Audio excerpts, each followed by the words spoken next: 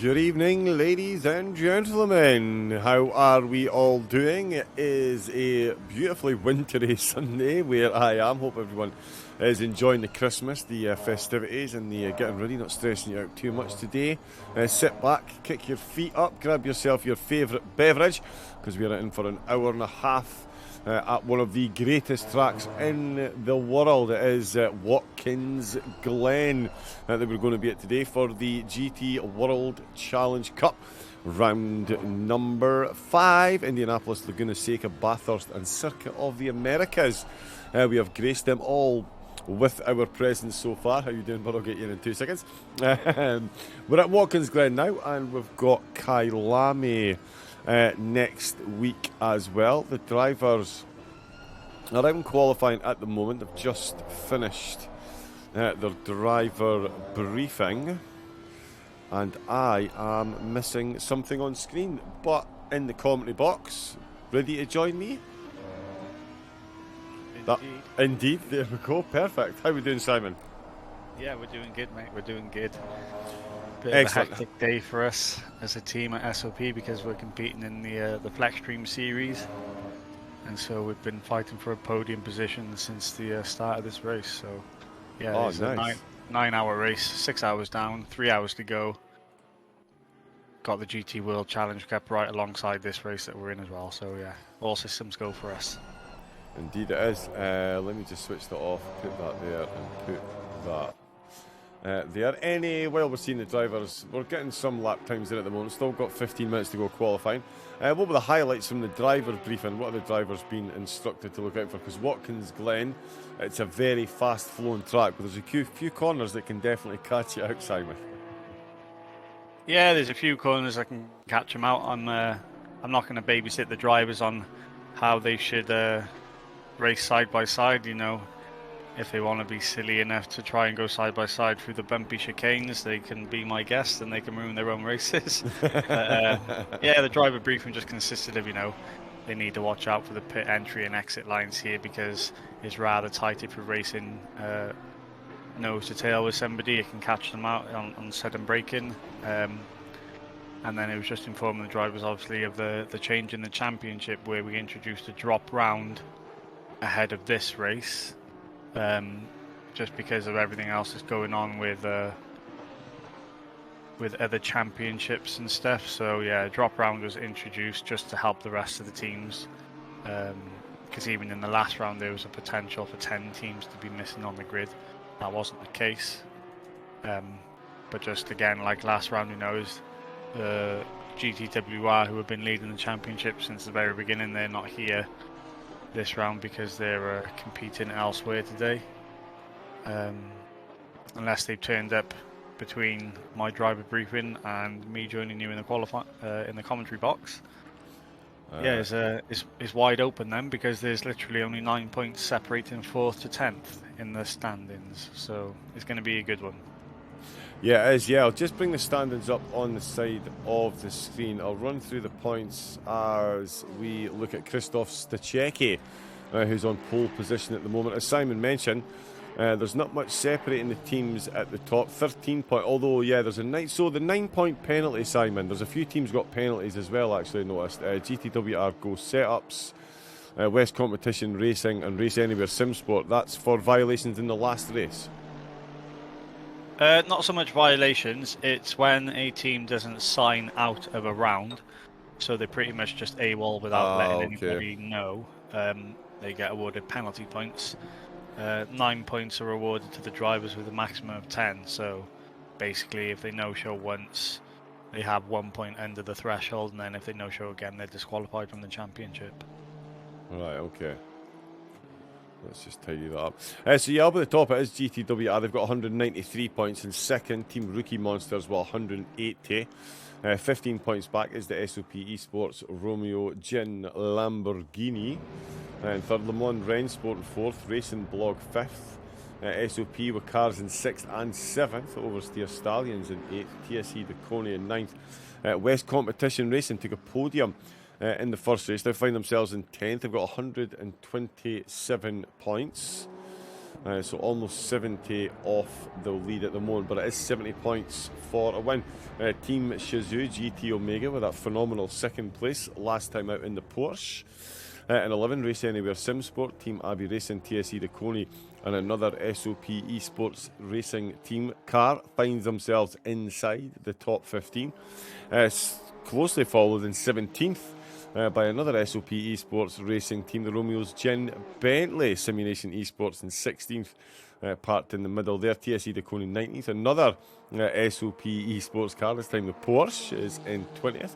We've also had point score announcements from Eclipse Racing Esports, Team Rookie Monsters, ESGP Italia, top 10 last time out. Drive Through Racing, another SOP car. Seawolf Net Race have been in as well. There's a second Eclipse Racing Esports car as well. Hopefully no technical malfunctions, although nice shiny new pedals for Milton, so no excuses from him this time out. 20th and 29th for TSE Deconi and, as I mentioned, Seawolf Net Race and SOP Motorsports rounding out the top 30. 29 points they've got, 193 points for the leaders.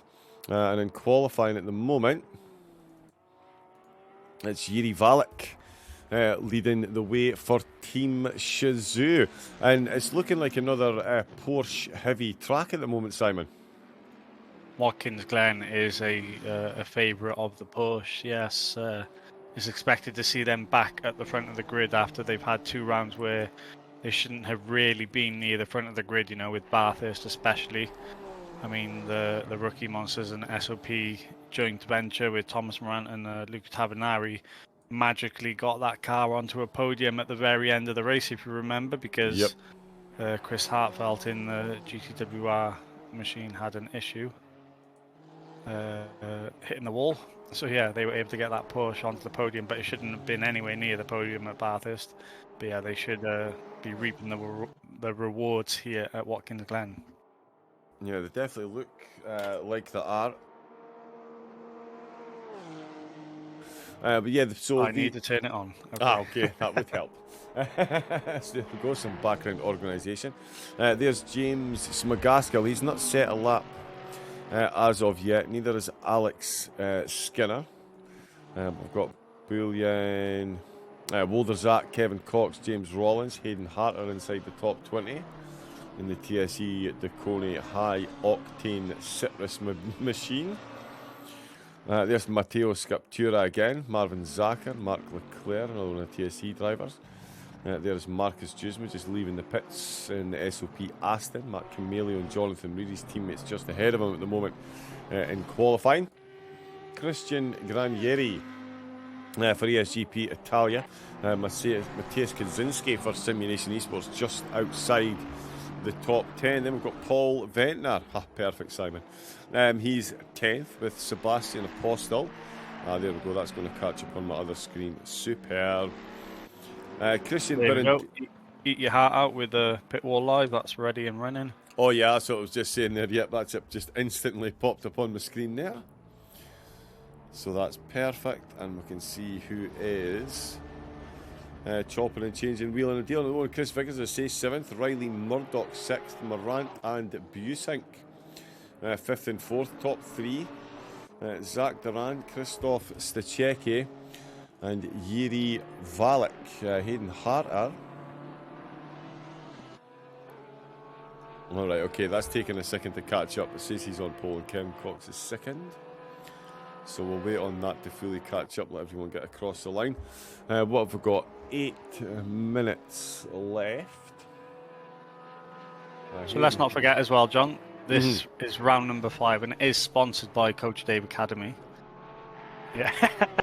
No, that's fine, that's fine. So the teams in 1st, 5th, 10th and 15th, the drivers in those teams all walk away with a subscription to the Coach Dave Academy platform. So they all walk away with a month's free subscription where they can, I'm not sure what the download limit is on their setups, but they can access all 1,000 setups that they now have on the platform. But I know there's just a limit on how many you can download per month. But yeah, that's a good way to get some setups into your catalogue. Yeah, it is, yeah. So, sorry, explain that prize again then, Simon. I was looking for something. So what is it that win? Access to the entire catalogue? So, how Coach Dave Academy subscription service works is, obviously you have the subscription on a month-by-month basis, and it gives you access to every single setup on the platform that they've ever created. Obviously, the only catch to it is you have a limit on how many you can download per month. I think it's like 40 setups, 40 individual setups. So I think there's like 25 tracks on ACC now. So you can get every single track on ACC for one manufacturer at least. Yeah. And then you've got a bit left over to pick and choose where you want to get a setup. Okay, and what is it that win? A 1 month subscription? Yeah, so the teams in 1st, 5th, 10th and 15th, both drivers in the teams today, all walk away with that subscription service. So 8 drivers, a month subscription to Coach Dave Academy each. Nice. Very nice indeed. Yeah, so it was good to see the prizes getting spread right through the field. De Chong, good afternoon. How are you doing? Good evening, sorry. And the Real Double, welcome along as well. Just keeping an eye on these times. I'm also just looking for this potentially. Nope, that's not working. Right, let's just check on the time. So Stachecki still up in front. Christian Birendea has got him still up there. Thomas Morant once again up near the business end. Jiri Valak was briefly on pole position, then back into 4th. Zach Duran also temporarily on pole, now in 5th.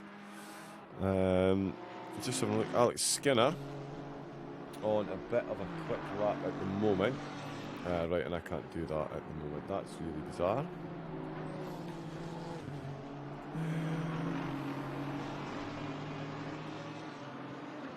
Aha. I love it when you just talk to yourself whilst on broadcast, John. I know. Sometimes it's the only way to get a decent conversation in this place, Simon. There we go. I've even got Dave's logo on now. I knew there was someone I'd forgotten before the start of the stream. And there it is. The sponsor's logo in the corner. Look at that. I'm a professional. I've done this before, promise. Stachecki's definitely done Watkins Glen before. 1:33.3. Ridiculous time. Although, could you keep up with me in an F4? I doubt it.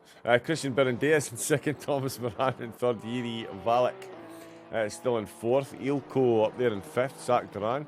We've just had Riley Murdoch overtaken by Sebastian Apostel in the Ferrari.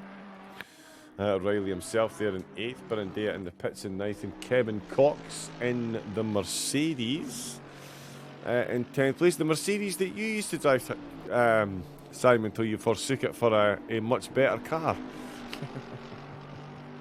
Hey, the Mercedes is really good again. People just don't drive it anymore, that's all. That's it's what not, it is. It's not that great around here. Well, I say that, it depends whose hands is in, I suppose. But aside from the Porsche around here, a lot of the other manufacturers are pretty evenly matched. You know, the Honda, the Ferrari, the Aston Martin, the Audi, the BMW, the Mercedes. They are all pretty equal in terms of pace. If you gave it to one driver to set an identical lap, you would get the exactly the same lap times out of every single machine. I'm surprised that we haven't had a 42 in qualifying yet. I'm half expecting a team to pop a 42, a high 42 in qualifying to take the overall pole position. Yeah, it's nice to see Eclipse Racing back near the front of the grid for us. Obviously, they were battling for the lead a number of times in this championship. You know, Milton Thomas and Dennis's pedals died in the last round where they were fighting for the win. Yeah, they've had a bit of an up and down season, but they're certainly skyrocketing here today. Yeah, they're definitely on a charge. He's on pole position. Good time as well, like you say. Potentially expecting I'm surprised you didn't react to my little pun there, you know, Eclipse, Skyrocket. Never mind. Yeah, no, Over it was your that head. bad. It was yeah. I just decided to go straight over the top of it. Let me see why. Sorry, yeah, I'm going to stick us on autopilot, Sam. I'm going to talk us through the order 2-6. Okay, no worries, that's fine. So yes, we have 2 minutes left to qualifying then, ladies and gentlemen. It's Stachecki on pole position currently with a 1:43.352. I do fully expect that to be beaten. Maybe it won't. Berendea pops it into second place, 3/10 away from the pole sitter currently. They have a new driver in today because they're also competing in the Flex Dream series by LFM and VCO. So they do not have Alex Cascato in the car, who's been the main man behind the wheel of that team. Thomas Morant and Luca Tavanari, though, are certainly poised to challenge for another win, or another podium at least. They've had 3 successive third-place finishes, and it is literally only because of the drop round that we introduced that they were knocked off the overall lead of this championship. So they're currently third again, as it stands in qualifying, 4th round in a row, as Valek has popped it into 4th place with Duran in 5th. The Team Shazoo machine there, hot on the heels of the other 2 Porsches. Oh no, I got them the wrong way round. There we go. But again, yeah, for some another reason, team their livery's not worked this week.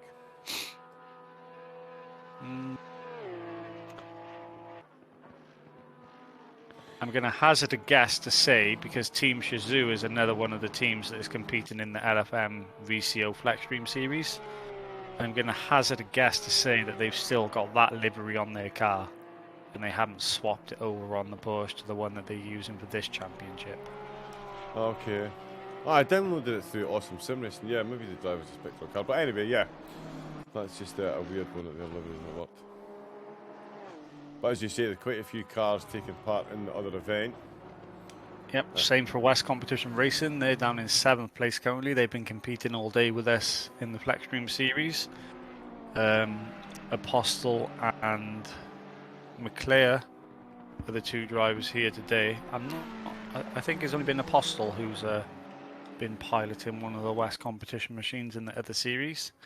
But yeah, they're in 7th place. I do not expect to see a Ferrari this high up. It really doesn't like bumps at all. And so to see it that far up the grid is a great achievement from West Competition Racing. And this is going to be the final laps for a lot of drivers now. Yeah, Leclerc's just improved on his position. Up to 11th. Stachecki's in the pits. Berendea in second. Morant is up on his delta. He's making a charge for at least 2nd position. So is Duran, Niall Bully and Hayden Harter looking to improve on his position. A couple of tenths he's got. Could see him vault a couple of places. Down at the back, Mitchell Waldersart. 2.6 off the pace.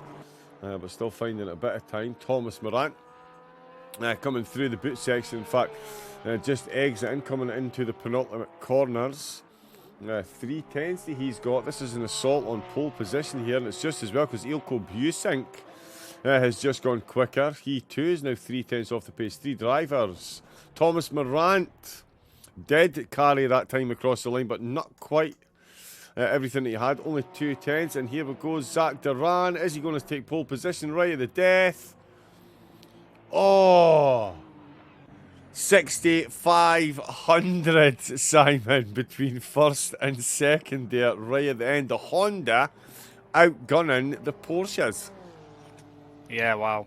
Everyone did improve, but it was enough for Eclipse Racing to keep hold of pole position. That was a tight qualifying session indeed. Oh, I mean, the fact that there's 1 second separating the top 10 and then there's 1 second separating the rest of the field, it's going to be one hell of a race, that's for sure. Yeah. And don't forget, I think there's going to be a bit of strategy at play. Obviously, all the teams know what places they need to finish to walk away with prizes. So Are they going to try and go for glory, or are they going to try and just hold back a little bit if they're in one of those prize positions? You know, someone in 10th place. Are they really going to want to try and finish 8th or 9th when they could walk away with some prizes in this round? Same for the team in 15th. Same with the team in 5th. Are they playing the championship game, or are they just playing it for the individual round? So we'll see how that plays out in the race as well. Yeah. You never know. We could see a bit of that for sure. What we also like to see here, the purple sectors all split. So the Hondas did take sector 2, and the Porsches did take 2 and 3, but it was the Honda in sector 1 getting the job done. As Simon said, the second separating the top 10. The front row will see which drivers actually do take part. The Aston Martin there up in 5th. Great drive to fend off the Porsches and the Hondas. And as Simon mentioned, the Postal there in the Ferrari. I know myself, Ferrari, not a big fan of bumps. Excuse me. So yeah, getting up there into 7th, not too bad at all. Chris Vickers for Team Abbey in 8th. Murdoch and Graniero 9th and 10th here. TSE DeConey getting a car up to 11th. With Cox in 14th, 2 SOP cars 12th and 13th. Scriptura in 15th. Marcus Jusma got 16th position. Hayden Harter got 17th. Niall Bullion 18th. Paul Ventnor for... which community is he in again? LNR. Logistical Nightmare Racing, of course. And 19th, Namovsky, Kaczynski, Bunyan, Davis, Woldersark, and Smagaskill rounding out the field. Let me just quickly pop.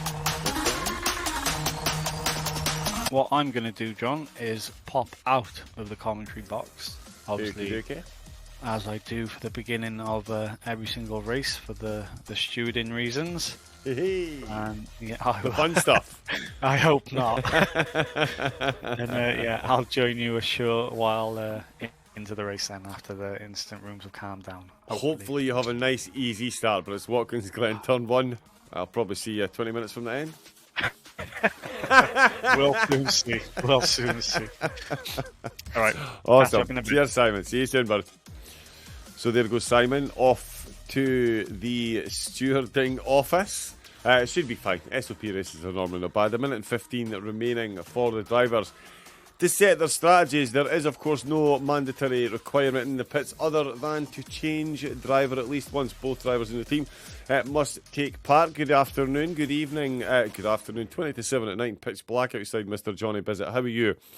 Pitch black in the sky, solid white on the ground. Freezing. If anybody doesn't know, it's pretty chilly. 49 seconds left. It is, as I mentioned, once or twice. We're here at Watkins Glen. Absolutely incredible course. Definitely one of the best out there. It really does lend itself to some phenomenal overtaking action, some high speed chicane action as well. It was only just under 2.5 miles when it was first built back in 1956. Since grown to 3.4 miles, and now even has a couple of short circuits as well. The inner loop, that bus stop chicane, we all know the one. That is going to be fun. 10 seconds. There are the drivers just being dropped. Let me find where that's gone. There we go. Perfect. Oh no, we don't want to get too excited, but I think that's actually worked. So, let's go on. Christian Romano leading the way. Where is Mod Icons? Can we get a banhammer, please? Thank you very much. There we go. So yeah, Christian Romano will lead the way. It was always going to happen. The legend himself getting the job done. Him and his teammate getting the Honda onto the front row of the grid. Hasn't had the best of luck throughout the series.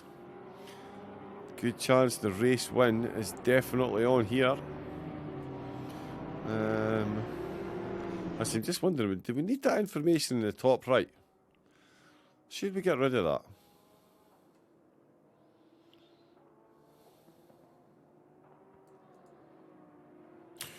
We'll see what Simon says. But yeah, Watkins, Glen. Let me just find the magic bits. There we go. A bit of helmet car. So here we come to the inner loop. You can see this bus stop chicane. Ever so slightly tricky. Let me know how I sound compared to the engines as well, by the way. Don't want to get drowned out too much, but I don't want to be too loud. Although with this voice, it's pretty hard not to be. Down the outer loop, we can see Romano in the Honda. Just weaving left to right. There is the rest of the teams. Still a decent turnout, 25 teams, considering some of the other events that are on this weekend. Still a pretty full grid, so we're going to see 50 drivers take part. How many we're going to see make it to the end? How far will the Christmas spirit extend between the drivers? We'll certainly see. I'll be cheering on Postal this evening. The only Ferrari in the grid. Honestly, you've all missed a trick there. You've all missed a trick. But yeah, the lone Ferrari will be getting my vote. As we can see, Romano just coming into the boot section. Weaving that Honda as much as possible. Bailey Cam doesn't really work on the Honda. So they'll go back up the hill. That is the heel behind them. Up to the left here. Tricky left-hander here. This one you definitely can't afford to make a mistake here. Now you end up in all kinds of trouble. A veritable wall of champions there on the exit. And in the last corner, of course, the slightly tricky pit entrance that we all know and love. So easy to cop a penalty on the pit entrance here. Definitely don't want to be pushing your luck. Hey, love watching Glen, even if murder's happened here. There's been a murder. How we doing, D? I do seem a lot louder than the game.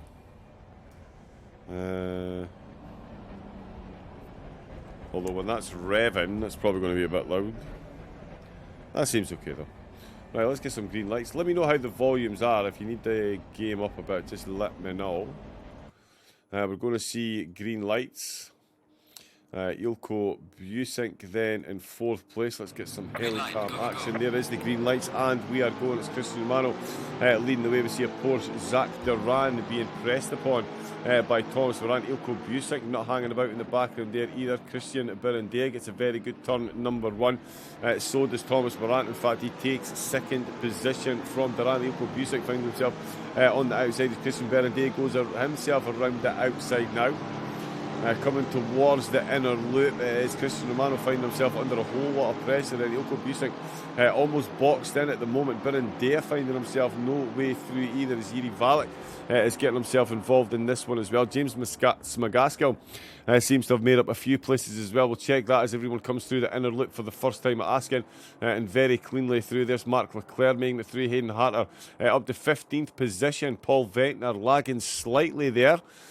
Through, as he has made a bit of contact there would appear. Waldart, Mark Bunyan down the order as well in the 24th position, so he's dropped down the order as well. Let's just have a look and see if we can see what happened into the inner loop. Oh, we can see an Aston just running off.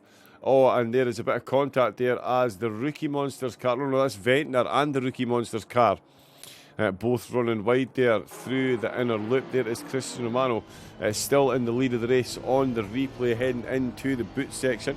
We'll get back on live momentarily. Thomas Morant still showing in 2nd. Birandia up in the 3rd. Busink in 5th position. Zach Duran up into 4th. He's on a great start. So too Christian Birandia. Christian Romano finishes lap 1 though in the lead of the race. Thomas Morant directly behind him, pops out the slipstream. In fact, he's going defensive against Birindea potentially. In the background, Ilko Busing's going to have to go defensive against Jiri Valek. Oh, Valek up the inside of turn 1. Is he going to get the run up the hill? We don't usually use chase cam, but let's see just how close it is between these two as they make their way up the hill onto the back straight. Will the Honda outgun the Porsche in a straight line? Oh, he's had a little double tap. Oh, there's been a big contact. He obviously knew about that contact because he was in comms with the other rookie monster, but that's slowed down the whole field, and that's going to bring some 4-wide madness, as we can see in SOP. Aston Martin weave his way up through the field. He's just gained 8 positions there. Let's see what did indeed happen to the race leaders. It's Thomas Morant and Christian Romano who are the race leaders. We've jumped back a fair bit here, so this is the end of lap number 1. Yeah, I'm doing good, dear. I'm doing good. The action's spicing up as always. You can see Christian Birindea. So Morant almost going defensive there, pulling back onto the race line. Zach Duran heavy on the brakes in the background. But he did manage to get on them very nicely indeed. Up the hill then. The rookie monster. Oh, Christian Birindea right up behind him. Oh, and he's moved over. Oh, and Zach Duran's been collected as well. Thomas Morant's been left facing the wrong way. Zach Duran did get collected, bounced off the wall. He did make it through. Jiri Valek did make it through as well. Alex Phillips looks like he might have been the driver on the supercharge, or was that? Oh, who was that made that through there? But yeah, big ole action and drama there. As we can see, Alex Phillips, he's got Alex Skinner, the rookie monster who was involved in a lap 1 incident himself, back up to 15th position. So it's now Christian Romano with the fastest lap and still got the lead of the race, but it's now by 1.9 seconds. Yeah, so certainly ERS well deserved of a bit of good luck, but neither team involved in that incident before certainly deserving of the bad luck that's just befallen them. Birindea in second, so it's Murdoch in third. Durant, Apostle, look how close this lot are. Granieri in there as well, just making his way into the chicane. That's Apostle now, up into fourth. Zach Duran, is he still in sixth position? He is indeed. We've got Marc Leclerc, who's now behind Ilko Busing, in fact, very close with Jonathan Reed. It was, of course it was. He was the car that made his way right through the field. He's got Chris Vickers now up into 10th position. Oh, that is Jonathan Reed just running wide there in the BMW. I keep confusing that when Aston Martin. It's the BMW. He's on the inside line. Let's get in the helicopter and see this side-by-side action up the hill. Hopefully that flickering isn't happening on the screen. But Chris Vickers looks like the Aston has got the run on the BMW. They've got Marc Leclerc just ahead of him. He's made a great run up in the 8th. Vickers has run wide. He comes back on. That could be a warning from the in-game stewards. Jonathan Reed keeping it nice and tight and close between the two of them. As Jiri Valek is looking to make an overtake in the background then. He's closed himself right up into the penultimate corner. They're going to come around the last corner. Reed is ahead of Vickers, still Valek right in the background. Then Kevin Cox, as we can see, hanging right on at the back of this battle as well. Back into turn number 1 they go. It's Jonathan Reed leading the way, but Chris Vickers and Jiri Valek just behind them. Kevin Cox, leading this group, not leading the whole race, into turn number 1. They'll all make it through very nicely indeed. Fastest lap at the moment, Riley Murdoch in the Lamborghini. Finds himself in 3rd place with that purple tick. Christian Romano still got a 1.9 second gap, so himself and Christian Birindea lapping equilibriously pace-wise at the moment as they come through the inner loop. We're only a couple of laps in. We've got Mark Bunyan, Thomas Morant, Matteo Scaptura in the pits, James McGaskill up to 22nd, the Mofsky in 21st. He's got Waldazart, Niall Bullion, and Marcus Dewsman not far ahead with Hayden Harter in 17th. Kaczynski for Simulation, he's in 16th. Paul Ventnor in 15th for Logistical Nightmare Racing with Alex Phillips and Alex Skinner 14th and 15th. And in fact, Phillips is now 13th place as he's just got himself ahead of Skinner there. Jiri Valek down into 12th, certainly still on a charge. He's now ahead of Marc Leclerc. So Leclerc then, we've just missed it. He's had a mistake through the inner loop, and he's now on the back of Kevin Cox in the Seawolf Netley car. So he now finds himself behind Reed, Vickers and Valek. Oh, Vickers coming under all kinds of pressure from Valek then. Keeps a nice tight inside line in the Seawolf car in the background. It's made his way through there as well. He's getting involved as they come up the hill. We're going to jump on the live pictures very soon and see if this battle continues. This was where we jumped onto this actually, Mark Leclerc, and something's gone horribly wrong. There we go, we're working again. Christian Romano leading the way. He has set an identical lap time to Riley Murdoch. Your eyes do not deceive you. They've both done identical lap times. 1 minute 44.807. 1 minute 44.807. Christian Birendair sandwiched in the middle in second place. Apostle in the Ferrari up from 7th to 4th. Unbiased commentary guaranteed. Come on, the Ferrari. He's in 4th place with Christian Graniero in 5th. Yoko Busick 6th. Zach Geran 7th. And Jonathan Reed still involved in this amazing battle. It's just dawned on me there that Zach Duran has got a position taken through the inner loop. So he is. Oh, and that is Apostle down. Apostle down. That is the Ferrari. Cursor, the commentator, kicks in big time there as Sebastian Apostle was running in 4th. Big changes in the position. Even Pitbull Live struggling to creep up, so I've got absolutely no chance. But let's just see what happened then. Into the inner loop, all on his own. Oh, and it's the race leader. He was avoiding the race leader, so the real news there is Christian Romano has made a mistake. Oh, and that's called, Chris Vickers. Oh, and that's Ilko Busick and Thomas Miranda just made their way through their Apostle down to 16th position. Christian Romano down to 12th, and I think we're going to miss what happened there. No, we're not. Oh! Honda doing Audi things. Into the inner loop, all on his own. The back end goes, tries to straighten the car. Ends up on the racing line, sends a Ferrari skyward. We've then got all kinds of carnage in the background. And I didn't slow that down for effect, I just did that itself. So there we go then. Christian Birendair has now taken the lead of the race. Riley Murdoch's in second. Ilko Busick, another team well deserving of some good luck. They find themselves in 3rd place. Christian Graniero up in the 4th. Zach Duran back up to 5th, just ahead of Jonathan Reed with Kevin Cox leading Mark Leclerc, Alex Phillips and Alex Skinner, who've now got Paul Venter right slap on the back of that battle as well. Just behind them, Hayden Hart and Christian Romano, race leader and pole sitter in 12th place. Marcus Jusma, what? Why does that keep doing that? But yeah, Alex Phillips. He is trading places Porsche v Honda. Sammy did say the Porsche would be. Hey, Barry Gamer, how we doing, bud? Yeah, I'm good, I'm good. How are you? How are you? How are you? How are you? Drive-through penalty for Christian Birendair. Causing contact on lap 1 is so he's either track limit violations. I don't know, you good people might have seen that at the bottom of the screen. Maybe it would have been better if I had the sponsors logo raised slightly so we could read that. So let me do that so you guys will be able to see what's actually happening with the penalties. I did miss that one, but we will. Yeah, we'll get an update from Simon when he rejoins us from the stewarding box where he finds himself. Looks like you're getting the usual tech issues. Ah, mate, all the fun of the fair. All the fun of the fair. Drive-through from race control. Ah, so it was from race control. So that was a penalty that was instituted. You know what? Let's put this up here out of the way of the penalty system so you all can read it. There we go. Bingo. But yeah, how are you getting on, Barmy Gamer? Not long left of your training, fingers crossed.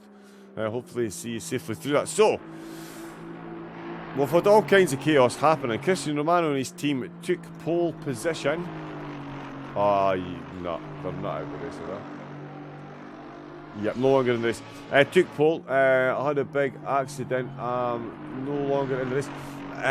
So the race lead was gifted to Christian Birendair. He's got a drive-through penalty. So Riley Murdoch for Team SOP and the Lamborghini are going to be promoted to the lead of the race. It's Ilko Busick and 3rd, Christian Granieri. in 4th place. Jonathan Reed up to 5th then. Absolute lightning lap 1. So carve his way through the field after that accident on the way into the inner loop. Leclerc, Skinner and Zach Duran now finds himself between the two. Alexis Phillips now in 10th. Ventnor in 11th. Zach Duran in 10th. Has there been another change there? Yes, there has. Zach Duran and Paul Ventnor now trading places. Oh, Ventnor up the inside. Bit of contact there, and that's Zach Duran once again facing the wrong way. Not the best race so far for Duran and his teammate, being involved in a couple of contacts. There's Birendea coming in to serve that pit stop drive-through. Last week of classroom training, this week then it's live on the phones. Oh, after Christmas. Oh, well, that's not too bad then. Unless that somehow affects the wages, then that's terrible, obviously. But yeah, if you don't have to work during the Christmas rush, yeah, that's not too shabby, hopefully. Yeah, hopefully that is working in your favour. But yeah, working in his favour, definitely. Riley Murdoch. Will it be a Porsche that wins this? Will it be a Honda that wins this? They're the OP cars at Watkins, Glen, they said. Riley Murdoch said, excuse me. Hold my Sunday roast yesterday. How we doing? Hashtag ban Raven. That's a hashtag I can get behind. What to do is type something about the World Cup and put hashtag ban Raven in it as well. And then it'll start trending just by default, the fact you've mentioned the World Cup final. You're welcome.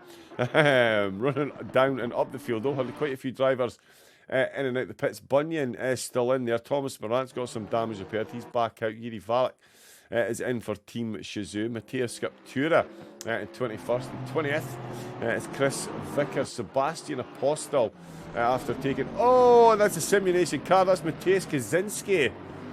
All kinds of sideways there. He's going to find himself with James McGaskill. Clean up the inside. This looks like it's going to be a straight drag race for the boot. The heel, sorry. And it is Apostle. Look at the simulation driver getting control of the car again. He's now going to have to go around the outside. Fear of the Wall of Champions. And I call it the Wall of Champions because I've hit it loads. Hey, hey, ba-dum-dum. How's yesterday doing, by the way? The microphone's just fallen over. Oh, no, it really has.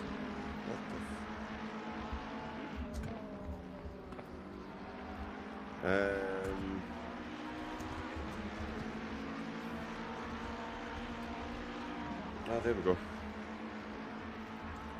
Buy an expensive mic and then buy a cheap mic stand. Always a great idea. As you can see, the Seawolf car. He has made his way through.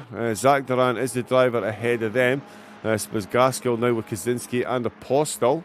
One-time podium chaser, now chasing them down. In fact, into the inner loop, it looks like it's going to be a Ferrari-McLaren side-by-side affair, unless that Ferrari can get his nose just in front. The McLaren looks like he's got the run by the inside line. Oh, big dab of the brakes by Kaczynski. He's ended up running deep through that middle section. Full commitment from Apostel in that Ferrari, and he's got a much better run through there than Smagaskill in the Mercedes. You can see the Ferrari down that hill, just destroys the gap between them.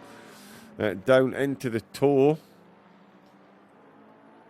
Oh, actually hold my breath there. Look at the run the Ferrari's got. The Mercedes has made his defensive move. The Ferrari right up the inside. No messing about from Apostel. He's definitely got pace, as Simon mentioned. He was racing in the VCO SimGrid big race thing today that I should probably know about. Excuse me. Along with quite a few of the SOP teams as well. And Apostle taking that very nice and finds himself well down the order. Let's have a look and see where Christian Birendea. He's come back out in 13th position. He was gifted the lead of the race. and then gifted a drive-through penalty for a lap 1 contact. And now finds himself in 13th behind Marcus Dewsman, Niall Bullion and Hayden Harter. Another Lamborghini inside the top 10. Paul Ventnor in 9th. And then it is the two Alex once again, Phillips and Skinner, 8th and 7th respectively. Leclerc and Cox. How we doing, Simon? That was a fun opening couple of laps. It all happened, didn't it? It all happened. And to be fair, from anything that we caught on stream... there was the contact involving Thomas Morant and someone else. But we saw a Honda, a Ferrari, and a Honda and a Porsche just both completely lose it. The ERS team, Christian Romano, completely lost the back of the car. And then, came back on and nearly wiped out the Ferrari, unfortunately, as he came back on the line. But yeah, all happening. And Christian Birendea gets himself a drive-through penalty. He was gifted the lead. And then, he gets a drive-through. And now Riley Murdoch in the Lamborghini is leading the way. It's been an interesting opening 18 minutes. It's only been 18 minutes, Simon. 18 minutes have gone. It's been action-packed already. I mean, anyone would think we're fixing these races with the SOP at the front of the field, but it's really, really not like that. I mean, Riley Murdoch started only in 8th place, but like you just said, all the leaders had some sort of incident which put them out of the race. I didn't know where to begin, really. It had to start with Barendea. It was the slightest of touches, but it just caused so much carnage when they just slightly tapped the rear quarter of Thomas Morant, the 137 Porsche, coming through that fast S section. That sent a load of cars into a sort of like a pinball effect, trying to avoid that bit of carnage, which ended up causing more carnage further in the lap. So yeah, that instantly put Barendea with his drive-through out of the top. That put Thomas Morant out of the top. Eclipse Racing Esports lost it all by themselves, and they had a horrendous rejoin, which also took out Apostle. And there's 4 of the top 8 already out. And then Team Shazoo got caught up in the incident with Barendea. And then there was another incident with the 333 who was in instantly, Chris Vickers. He had a wobble and lost it momentarily coming through the chicane, and he ended up taking out the... Let me see, are they even still in the race? It doesn't look like they are. They ended up taking out the 34 Porsche. Oh yeah, it was another Porsche, yeah. Yep, so all the big hitters literally out within the first 15 minutes, absolute carnage. And then all those that were hovering on the edge of the top 10, they're the ones that now find themselves at the front of the field in the top 5, top 6, top 8. Yeah. All of these were outside the top 10 at the start of this race, so it's literally flipped itself right on its head. And now Riley Murdoch from 8th is leading. Busink has been the only one that's sort of kept himself out of trouble. I think they qualified in 5th, and so they've been able to keep hold of a top 5 spot, and they're in 2nd with the fastest lap. But then everybody else behind them have just rocketed up through the field. I mean, Paul Venter, the number 42 Honda, he was off on the first lap on that chicane. He completely lost that Honda and he was in dead last place. After 3 more laps, he's back up into the top 10. So that's how much this race has been topsy-turvy. Jonathan Reed started in 13th. There we go, 10th place. 10th place pull in 20 minutes. Couldn't ask for more, could you? And he did that on the way into the inner loop. He moved up to this position on the way. As that carnage was happening, he managed to slice through it like an absolute ninja and make his way right up to the front. It was a Jedi-inspired drive by Mr. Reed. He does have... Yeah. He managed to avoid it all, so that was fantastic stuff from Jonathan. I can't quite get over that first 20 minutes. There was only one real major incident on the opening lap. There were a couple of incident reports coming in now from a couple of teams. So there's 3 outstanding incidents that I need to go and check on. So I'll do that and then I'll report back to you. Excellent. Have fun. We'll keep a close eye on the race. So, yep, quick update there from Simon. A bit more checking. Racing, it happens. It has certainly happened today. My voice seems to be clipping again. Hopefully... Oh no, the engine's not bad.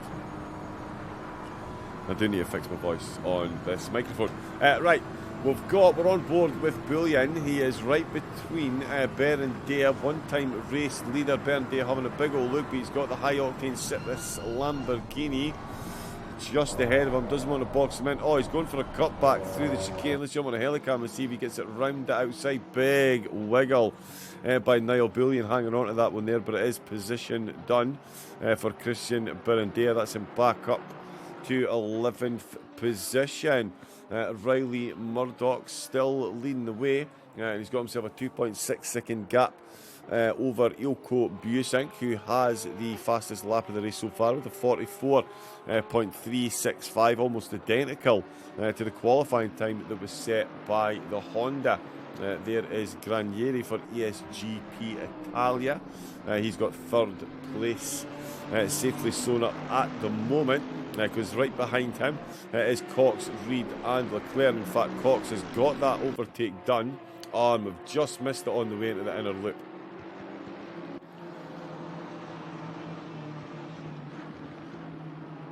Leclerc almost running at the back of Reed there as they came through. Lewis got collected last night in RCI on the carousel. He's doing 144s, nice. Well, yeah, 144 race pace would have you running very high up the order here, that's for sure. We've only got a couple of drivers that have made it into the 44 so far. Berendale being one of them with a 44.8. Murdoch with a 44.8 and Busink with a 44.3 so far. Just having a look, we've had quite a few drivers come into the pits and clear their mandatory requirements, which is change driver. So we'll see who's leading there. Patrick Ramovsky's out for the Drive-Through Racing Club, but we were looking for this Chris Vickers. So he is still out, so here he's cleared his tickets. Is he going to need a change driver?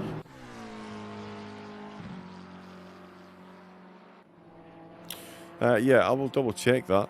The 2:15 pit stop for repairs didn't help. Oofed. Yeah, no, 2 minute 15 for pit stop. That's yeah, that's definitely not going to help anything. I've definitely been in that position a few times. There is a Postal quickly making his way past Duran, in fact. These two much further up before some of these early incidents. And Ferrari getting right off the racing line there, not giving away any slipstream at all. Juzma. He's closing in the penultimate corners. He's still got Bullion and Hayden Harter just ahead of him. Harter fending off these two in the Lamborghini. They're heading towards turn number 1. Let's see what the rearview mirror's like. Non-existent. Fabulous. Into turn number 1, he still leads these 3 though. Juzma will be looking for a cheeky double overtake if he can. Busink finding a good bit of pace at the moment as well. He is a bit quicker than Murdoch at the moment. The Hondas and the Porsches seem to be the OP cars here, but the Lamborghini leading the way. Thanks to what can only be described as a series of unfortunate events, I guess. But hey, Marky Mark, how you doing, bud? How's chat? Quick stint from you today. I know, brutal. Yeah, that's why we retired from this 3-minute repair, and we'd still have to pit again because of how early it was. Yeah, because the drivers can only do a 45-minute stint. That's right, so yeah. Is it? No, it's not 45, it's 65. Yeah, you still have to do a 65. The most any driver can do is 65 minutes in the race. That's correct. So yeah, we'd have had to come back in again. So early in the race, I carried on and put in the practice. Yeah, I've had plenty of practice driving broken cars. I'm getting a bit too good at it, to be honest. Down at the back of the grid, we have got Thomas Morant running in 22nd position. Still a long way to go though. They've got a pit stop done. So has Smagaskil in 21st and Matthias Captura in 20th, and just ahead of them, Chris Vickers there. As Simon mentioned, involved in a little bit of a coming together. Just lost the back of the car, and he leads the way for the pitted drivers, and that is the battle for 10th. Just ahead of him, and he is quicker than 10th, so he is going to try and unlap himself while these three battle for position into the inner loop. Goes flying straight through. Extra dab on the brakes. So they've all safely made it through there. Blue flags are going to be furiously waving. Harter will be wholeheartedly looking to defend from bullying though. These the closest on track, 2.2 seconds. Is now what separates the front two. Graniero 12 seconds behind. So the top two definitely getting the job done. Porsche can't hold enough fuel for 80 minutes. Okay. Yep, the fuel thing as well, I suppose. That'll definitely come into play in an hour and a half race. Plus a bit sketchy on the tyres. 31 degrees. That's going to make it, yeah, a bit of a challenge to get your tyres for an hour and a half. I might see some drivers' teams trying it though. Let's see Kaczynski. Oh, Helicam. Okay, no, he's still got a bit of a gap. Back behind him, Riley Murdoch with a 45.1, so within 3/10 of his own personal best. So lapping very consistently. Another livery that hasn't worked for some reason. Ilko Busink still the driver in second, and there we go. Cox getting the move done, so the Mercedes has managed to close right in on the Audi and get himself in front. Coming out with turn one, he got a really good exit. You can see him coming up the hill towards the inner loop, and he is absolutely tucked right in there perfectly, as we know, because we've already seen the outcome of this, but uses that slipstream beautifully. As we can see in the background, Jonathan Reed defended from Marc Leclerc as well, and in fact, did Leclerc get that done? No, not quite. There's confirmation though, Granieri has been overtaken by Kevin Cox, the CEO of NetRace Mercedes, now up into third position. Jonathan Reed, excuse me, the next car doing some defending. Alex Skinner has been overtaken by Alex Phillips, bit of a gap between them now, and there's Phillips closing in on Marc Leclerc. Jonathan Reed just ahead of Leclerc as Busink comes in to take a pit stop. Fastest car on the track, and the Honda's come in to take his pits. So is James McGaskill, and Thomas Morant is in the pits as well. Oh, big damage on McGaskill's car.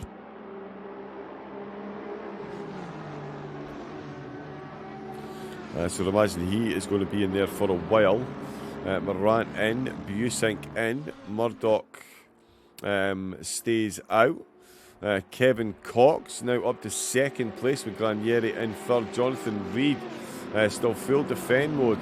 Leclerc looking to go inside, outside, trying to force the defensive move from Reed. Nothing happening at the moment. Alex Phillips will be hoping to get closed in as these two continue to battle. Leclerc down into the toe. Really is applying all kinds of pressure. Let's see what type of rear view mirror they've got.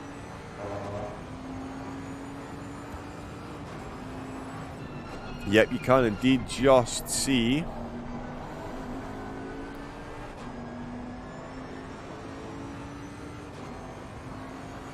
Element Future, I see a Chris Vickers. Yes, you do. Vickers made a right mess of this today, didn't he? Haha. You know what? You had a bit of a wiggle. We saw the race leader, the car that took pole position. They had a wiggle through the inner loop, the bus stop chicane. Bit of a sketchy rejoin as well. So we've seen a few cars definitely struggle here today so far. We're only a few minutes in as well.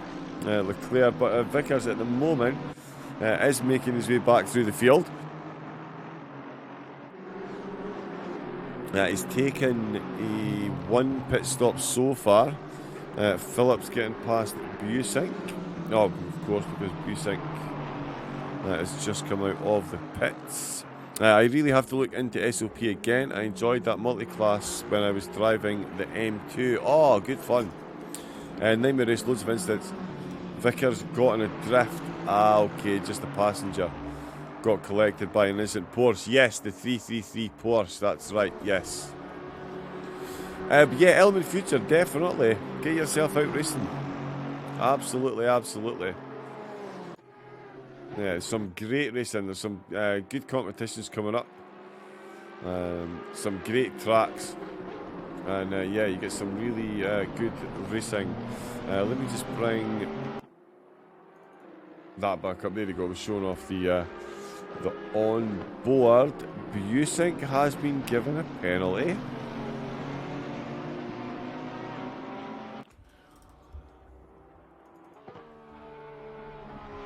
Let's look at Tamanari that's taken over there. 15-second penalty there. James Smagaska with a stop-go 30-second penalty. They have since retired. 333. Ah, 34 was the Porsche. They've retired. Got you.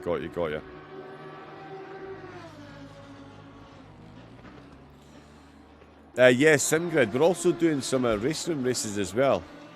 We're using that, yeah, thingy for that. But yeah, yeah, SimGrid. Get yourself signed up on there. You can see all the events, all the Claire in the background there. He is still looking for that position where there is there. He's up the inside of turn number 1. Is he going to make that stick? Is Alex Phillips about to follow through as well? Jonathan Reed. Is he going to be on the end of a double position loss here on the way into the inner loop? He's already lost one out of turn number 1, although he himself right back into Leclerc's slipstream. Goes and has a look around the outside. Oh, falls right back into line. All three of them make it through. Alex Phillips definitely the big beneficiary on this one. Let's just jump this back and see. As they come through the penultimate corner, it was Reed and Leclerc. Reed's really running wide. Leclerc getting a good run through that last corner.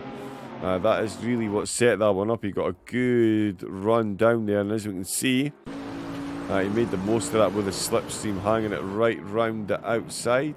Oh no, he cuts it back up the inside. Oh, beautifully done. Beautifully done. Great run. He gets there. Mark Leclerc then. Up to 4th. Jonathan Reed 5th. Alex Phillips now in 6th. Christian Burundea back up to 7th as Simon mentioned. Paul Ventnor up in the 8th place after starting last. Wiz Motorsports. How you doing, bud? Welcome in. Oh, look how close they got again through that inner loop. Oh, it almost looks like a bit of contact there. That's how close they got. The two SOP cars are now going to be the ones doing the battle. We know the course is a bit OP around here. Is Phillips going to be able to use that to his advantage? Matthias Kaczynski has come into the pits.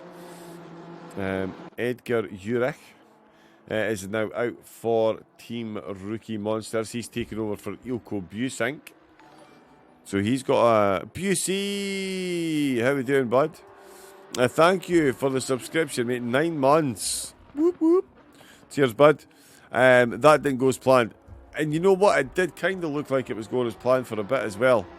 But yeah, it's been a couple of unforced errors from drivers, and yeah, just the slightest of touches with a couple of cars, and carnage does ensue. But You guys are still on track. Where is it? Oh yeah, sitting 15th at the moment, just ahead of Davis, which is of course another Team Rookie Monsters car. There's Mark Leclerc making his way past. He's in 4th overall. Vickers in 17th. He's going to have to come in and take another pit stop. There's Matt Byrne out for Tizen Racing. Of course.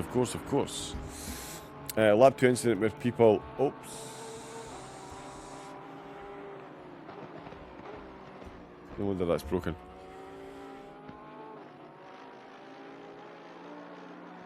For the other it's a disgrace, but in the end, won't fall.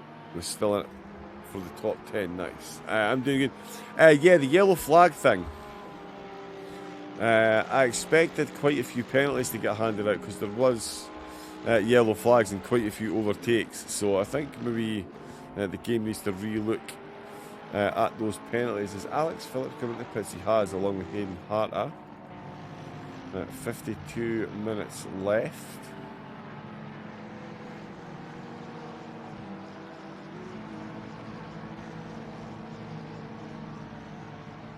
Chris Vickers.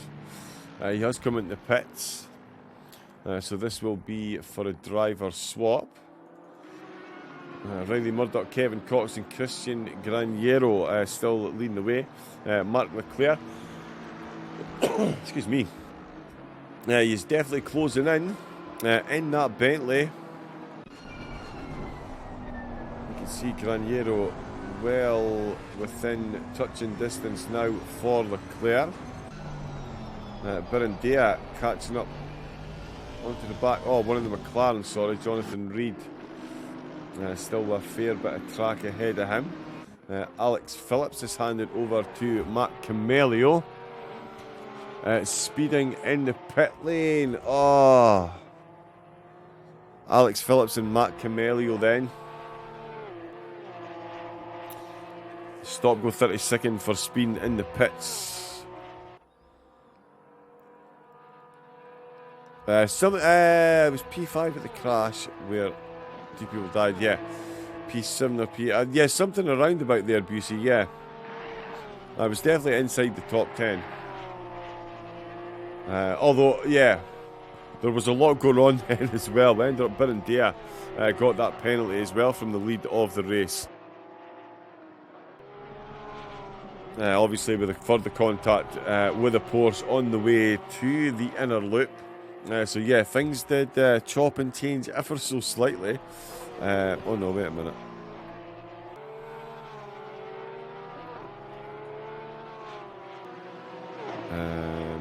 Oh, this isn't working.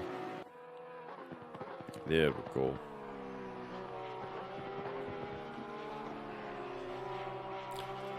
Jusma just getting himself ahead of Ventnor. As Ventnor comes into the pits. Camelio, Urich and Macaretta picking up a penalty as well for the Lamborghini, 15 seconds. So that'll be from race control. We're fast approaching the halfway mark, and half the drivers have taken their pit stops. There's Paul Ventnor coming in to take his pit stop. Riley Murdoch leading the way. Kevin Cox in second. Big change there. Macaretta and Camelio switching positions. Leclerc on Graniero though. He'll certainly be looking, if he can, to get an overtake done before the pit stops. I'm sure he'd like to get the car in front before then. Camelio back into the pits to serve his pit stop. Penalty, sorry. To serve his penalty, which is a stop go 30 seconds. So he's going to tumble down the order off the back of that. All the drivers that are going to pass him have taken their pit stop, so they will be on to the end. Or most of them will be, at least. Smagaskal might be back into the pits to change drivers. In fact, I almost guarantee you will. Tabanari Abunhosa. They've definitely switched. Marvin Zacher is out for Matthias Kaczynski. Paul Ventnor, Marcus Chusma into the pits. Riley Murdoch still comfortably leading the way, with Cox and Granier is still on the podium. We've been watching Leclerc though, as we can see, he's all over the back of that Audi, just looking for any moment to poison. Not too far ahead actually is Kevin Cox. And we are back, John, after a little bit of a delay. A little bit of a delay. How are you getting on, Simon? Not too bad. Some incidents that took longer than usual to sort out because certain cars were reported, but we felt those certain cars weren't the ones at fault for the actual incident. So then it was looking at replays of the other cars that actually started the incident, and that's where we got to with these other 15-second penalties that have been handed out. So yeah, the number 37 machine had a come together with one of the Mercedes. The Mercedes was clean right around the outside, but the number 37 Honda just drove as if the Mercedes wasn't there, so then they ended up putting the Mercedes into the wall.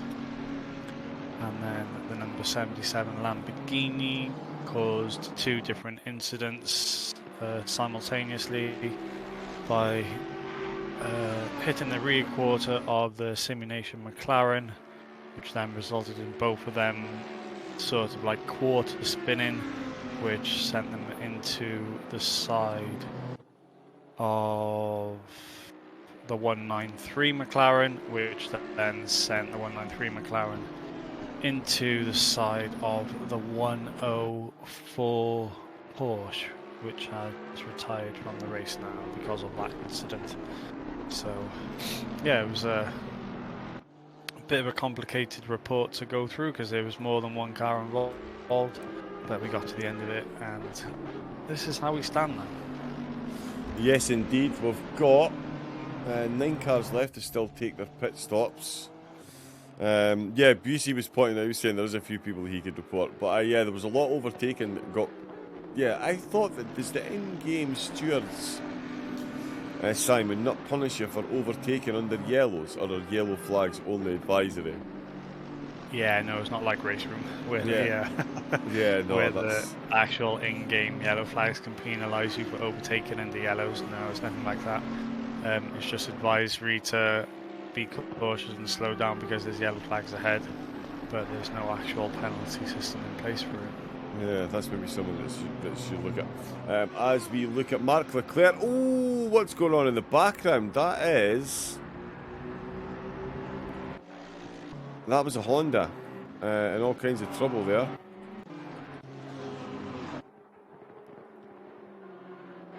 Who was that? That was the other Rookie Monsters car, Davis. Yeah, it was. Hopefully nothing untoward there. As we jump on board, we'll have a quick look. All the pit stops getting themselves ironed out and out the way. Okay, so that is Jonathan Reed just ahead of him. Everything looks fine coming into the penultimate corner. I think maybe has he tried to get into the pits and missed it slightly? Looks fine on that curve. Oh, and then, yeah, just on the turn in the back of the car, just lets go on him, kicks back, and suddenly he's perfectly facing the wrong way in the pit lane. Has to do a 3-point turn as well. Brutal. Was he coming into pits? Let's find out. No, he wasn't, no, so the car just let go of the back of the Honda. It's a couple of times now, and he's the wrong way again. Yeah, remember the Honda is one of those cars that doesn't have any traction control at all under 50 kph. Even though it says there'll be traction control, it actually isn't. So when those cars get into 50 kph, this can be a bit of a nightmare to keep it facing the right way. Oh yeah, into the toe. Yeah, he did end up facing the wrong way again. Nightmare. Honda is not forgiving in a spin. No, it definitely is not.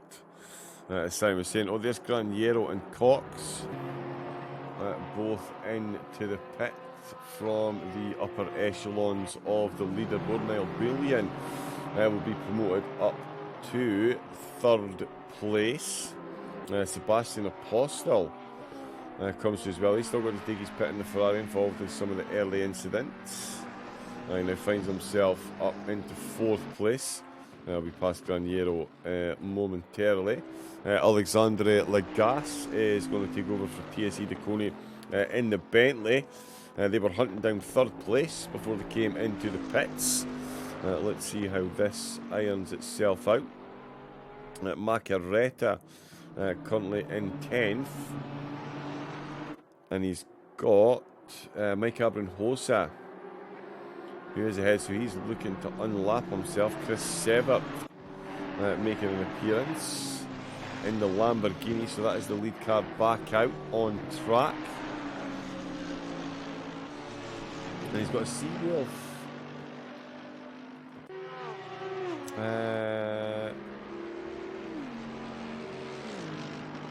Is that so? That is Sam Butters right behind. Oh no, he's still behind Lagasse. Butters is behind Lagasse. I thought. Oh, so that must be the other Seawolf car.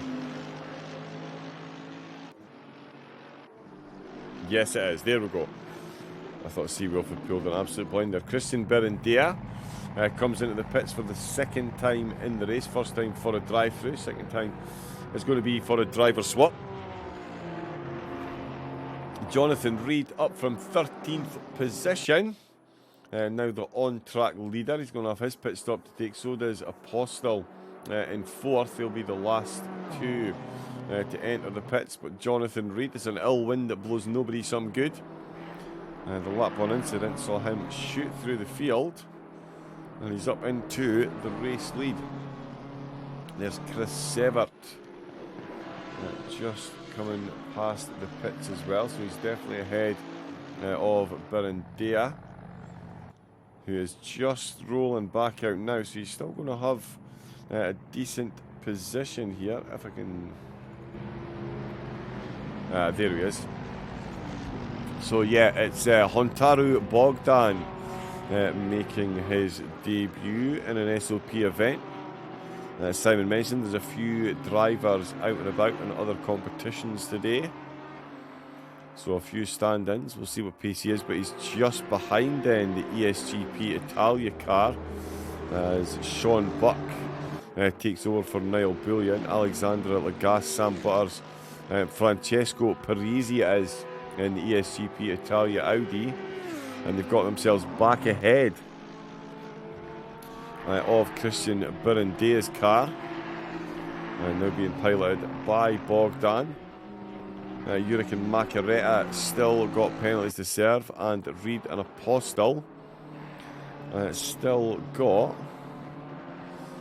pit stops to take. Maximum is 65 minutes for each driver, yeah? Simon? 60 minutes. Yeah. So there we go. So still another 19 minutes. Reed and Apostel can stay out. Be right back, mate. Okay, cool. John O killing it. Yes, he is, Liam.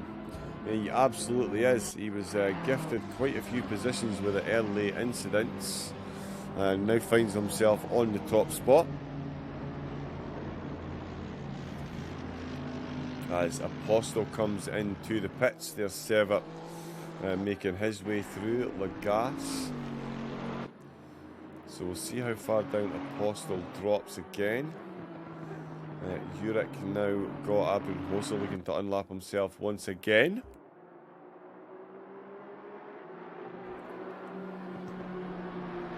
After dropping down the order a bit.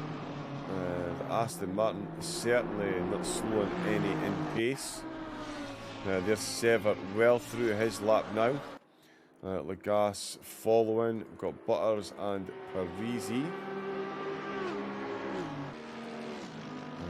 There is Bogdan, Uric, carrying that penalty. Macaretta inside the top 10. Sean Buck in 10th. Chris Minahan out in the Honda for TSE Decone. 11th at the moment. Marvin Zacher right behind him in the McLaren.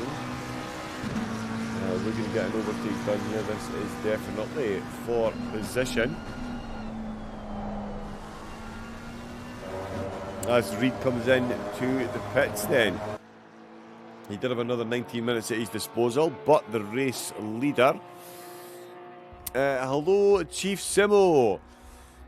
Sorry, bud, could we keep it in English, please, just so everybody can get involved in the conversation? Thank you very much. I'm not sure exactly what language that is. But good afternoon. Thank you for jumping in and saying hello. I assume that's hello.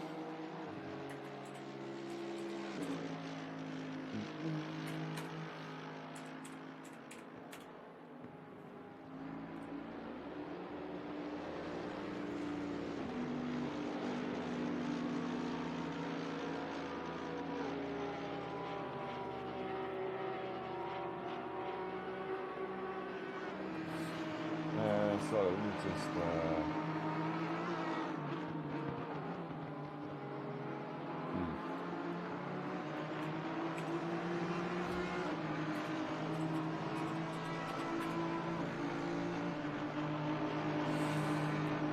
Stop it. Stop what? Sorry, bud. What's up?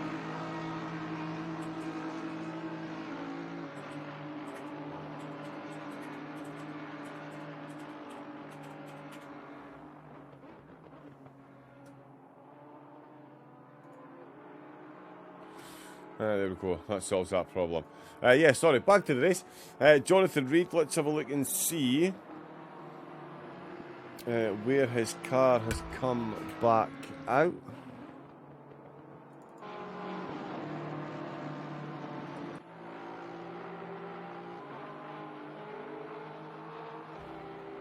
No, is it James Horn that's taken over?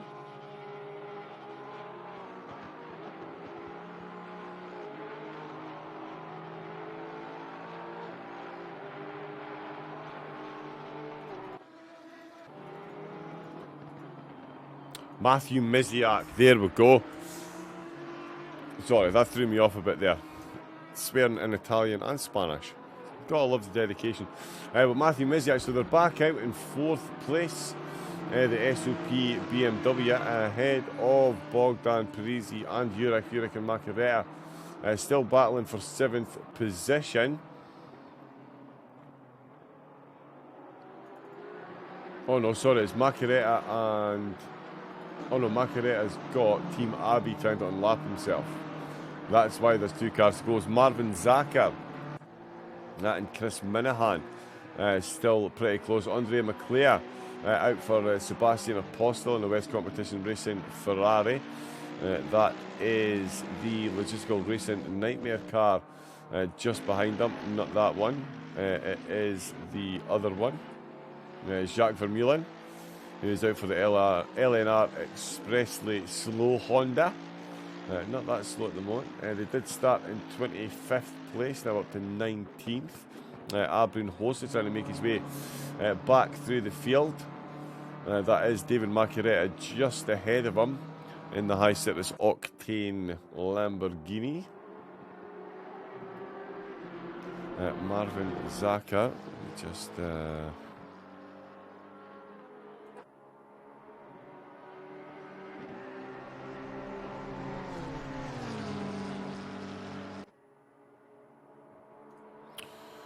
right, yep, that's fine. Let me have a look and see. So we have had everyone take their pit stop. We've got 34 minutes left. Chris Sever in the Lamborghini, absolutely stamping his authority on this one now that he's been unleashed up at the front. Alexandra Lagasse up at 2nd place. Sam Butters right behind him. Seawolf Net Race and TSE Decone, 2 teams that have been racing here with SOP for quite some time, find themselves duking it out for podium honours. Matthew Miziak up into 4th place, Bogdan 5th, Parisi for ESGP Italia is in 6th position, Edgar Jurek He finds himself in 7th with Macaretta in 8th, Sean Bucks in 9th. Macaretta and Urich still inseparable at the moment. Let's keep a look up here and see how close these two are. Camelio and Jimmy Boy Horn. They're 14th and 15th then, with Sebastian Zajac. His car's had a bit of sideways action today, but he's in 16th position. Chris Davis in 17th. Abrin Hosa trying to catch back up there after some early stint woes for Chris Vickers. They're 18th place. There's Jacques Vermeulen. Matt Largy is out for TSE Duconi. Tavanari and Smagaska will bring up their 21st and 22nd position. Of course, the Tavanari car involved in that extremely unfortunate contact on lap number 1-2 caused a big old backup. But with a 22-second lead is the SOP Romeo Gin eSports car, the Lamborghini guided by Chris Severt, still with a monster gap up the front, and that's only going to be aided by the fact that 2nd and 3rd are duking it out wholeheartedly for the final 2 podium spots. They've got a Rookie Monsters Honda just ahead of them at the moment. Free bit of slipstream, gets right out of the way. Both cars using as much exit curb as physically possible. Up the hill, look how much of a run Butters has got. He's going to potentially look for a move around the outside. The Duconi car keeps the inside line, so he wants that inside curb on the way in. Let's have a look at the far chase cam. So the Mercedes has got his nose just in front, but the Bentley's got the line to go side by side. Oh, there's a bit of contact there, is there? I think there might have been just a bit of contact there. Let's look at chase cam to confirm. So we'll see, I'm sure, just how close. The Mercedes was getting up the hill on the way into the inner loop.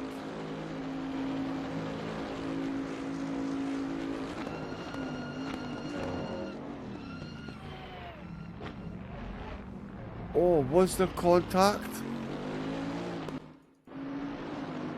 As the camera goes all weird again. Certainly an unfortunate outcome for both. Well, for Alexander Lagasse then. He's still in 3rd place. With Bogdan now a lot closer than he was. Sam Butters up into 2nd.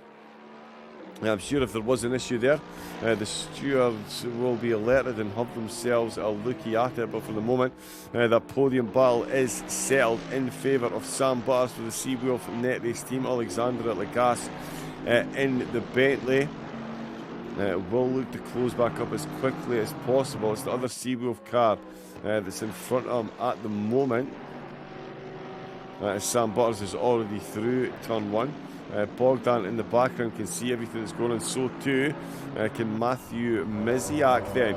The Jonathan Reed's car, the car that Miziak's now in, was gifted quite a few positions and he's been brought right back onto this battle again. Great driving so far from the SOP eSports car.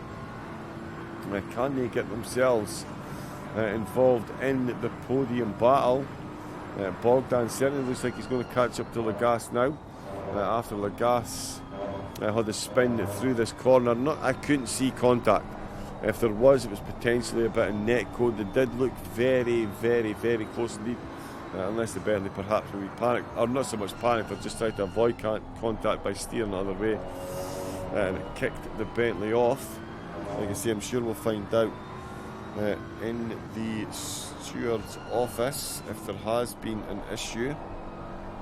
Just looking at the rest of the lap times, that's not updating, but it's pretty much as you were with the rest of the field. 29 minutes left to go, and it is Chris Severt still leading the way.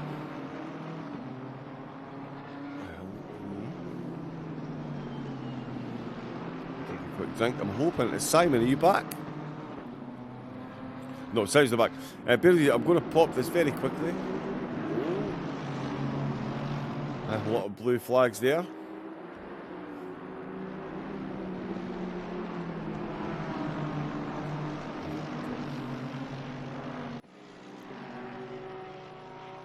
And we're back. Okay.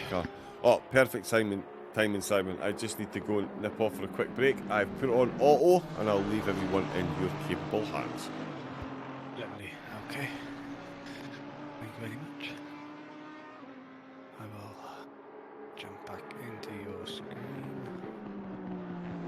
There we go.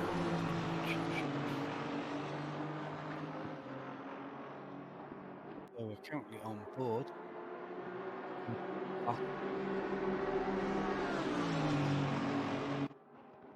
Half a second separates 7th and 8th place. And it is the Honda versus the Lamborghini, both with 15-second penalties. So they will be applied at the end of the race, and they will drop back down the order. Let's not forget, this is the Coach Dave Academy sponsored round 5 of the GT World Challenge Cup hosted by SOP Motorsports. The teams in 1st, 5th, 10th and 15th all walk away with a Coach Dave Academy setup subscription for each driver in those teams. So nice little prize for this round. 8 drivers today. But it is Chris Sabert then leading the way in the 112 Lamborghini. They are on for their 3rd win in a row in this championship now. They have a 25-second gap to Sam Butters in the Mercedes, then worked his way up into the top 3. That's a fantastic drive there from the Mercedes and number 46 machine, and it is Mr. Bogdan, the 19. That is a racing blog machine back up into the top 3 then, after their drive-through penalty earlier in the race. Seems whilst I was away for those few minutes I've missed a lot, because Legas is up into 4th. Zayak is in 5th place. Driver swaps have been and gone for a few of these teams then. So Jonathan Reed out of the 101, Zayak in. He's there in 5th place, chasing down the 426 Bentley.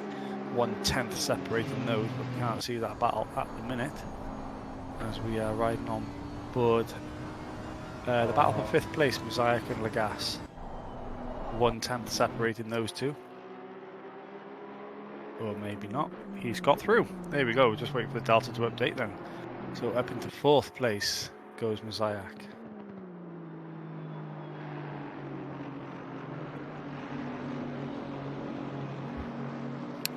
So it looks like the Bentley has gone wide on the replay then. As not sure what's happened, we'll see now. The BMW driver was 1/10 behind.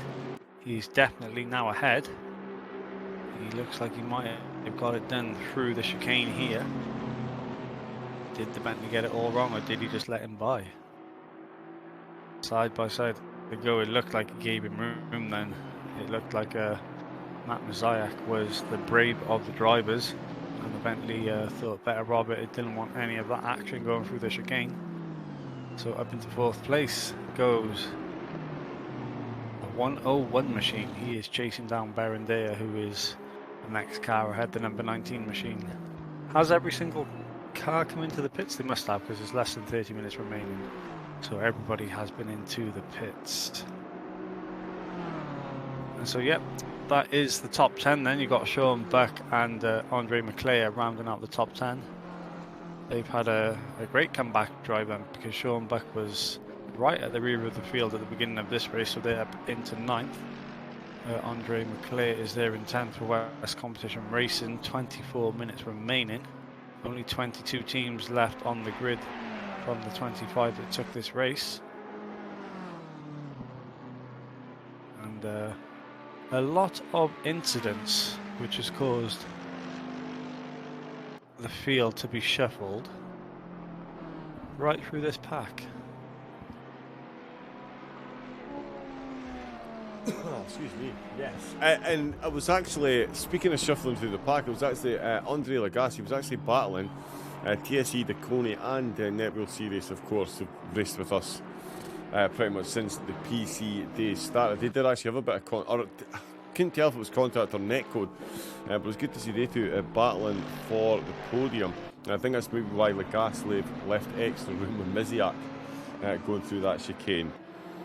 I think he got caught out on the curbs on the lap before, but yeah, the shuffling has certainly done a fair bit for quite a few of the teams.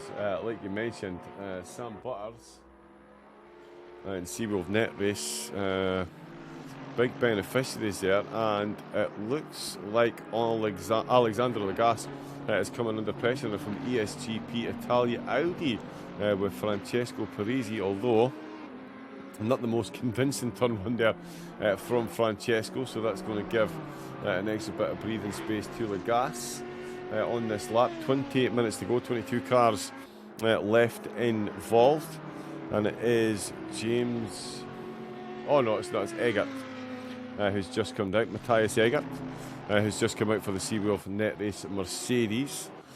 Chris Davis for Team Rookie Monsters, and his teammate Luca Tavanaro is driving, of course, with the SOP Rookie Monster car in 20th. Jacques Vermeulen 19th. Matt Largy for TSE Decone in 18th. Abrin Hosa in 17th. Sebastian Zajac in 16th. Matt Camelio in 15th position, not far behind his teammate James Horn in 14th. Matt Byrne is in 13th position. Chris Minahan, something big just changed there. Oh, it was just the sectors all up there. Chris Minahan in 12th.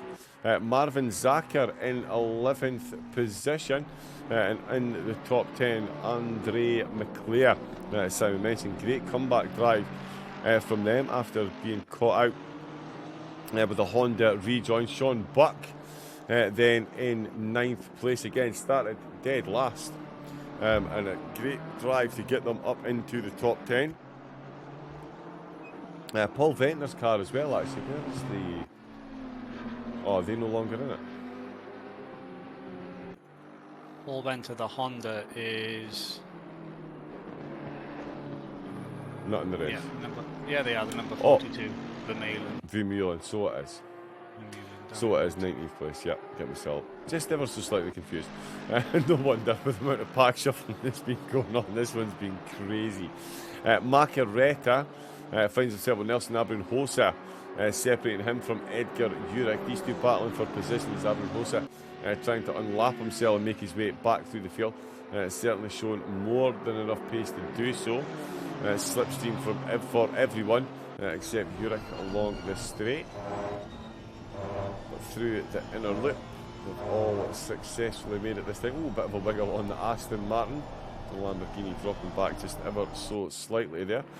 Francesco Parisi and Alexandre Lagasse, the closest two, up at the top of the field, with Matthew Miziak now finding himself very comfortably in 4th place. Trying to close in on Hontaru Bogdan, but at the moment it is the Racing Blog team that are showing the pace, potentially closing in on Sam Butters. 9.5 seconds there is separating them, and the two lapping almost identical lap times, although Bogdan has been slightly into the 44s. Butters best of 45.1. So he's close to the 44s. In fact, on that last lap with traffic, 46.3. Let's see what Bogdan managed. So he was 8/10 quicker than Butters on that last lap. If he keeps that type of pace differential up, it's certainly going to be a grandstand finish between those two. Who is that? So that is Abrin Hosa. He has made his way past Macaretta.